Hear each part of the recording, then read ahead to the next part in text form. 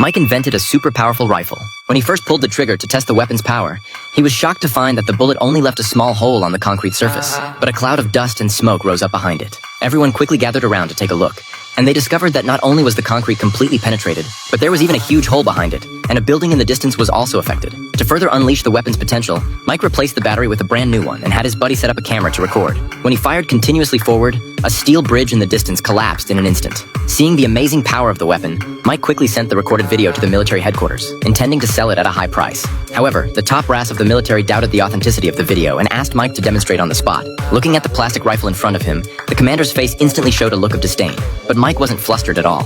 For safety reasons, he suggested that the military personnel hide in the bunker. With a command from his buddy, Mike decisively aimed at a tank a kilometer away and pulled the trigger. Surprisingly, the indestructible tank was instantly blown to pieces. The commander immediately expressed his shock and asked Mike how much he was willing to sell it for. Mike bluntly said, "No deal for less than $100 million. Just then, the shooting range was suddenly attacked by an unknown force. Everyone quickly sought cover, while Mike swiftly changed to a 1,000-round magazine and fought back against the attackers in the forest. In a flash, the entire forest was razed to the ground. After the crisis was resolved, the commander agreed to the price and arranged to come back the next day to complete the transaction. But unexpectedly, after returning to headquarters, John immediately investigated Mike's identity, intending to take the weapon by illegal means. The next day, Mike arrived at the trading location as scheduled with the rifle and documents, only to find that the other party had kidnapped his family and threatened him to hand over all the technical information. To ensure his family's safety, Mike had no choice but to hand over the rifle and USB drive. The technical staff quickly verified the authenticity of the information and released the hostages only after confirming it was genuine. Mike secretly vowed to make them pay.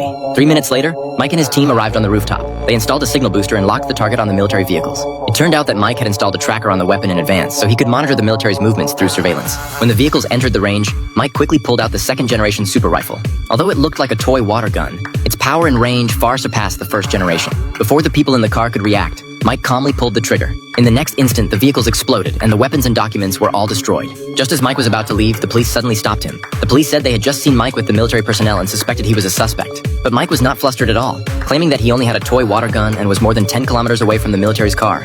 After hearing this, the police immediately dismissed their suspicions. In this way, Mike successfully completed his revenge and finally left with his family, moved to a new city, and lived a happy life.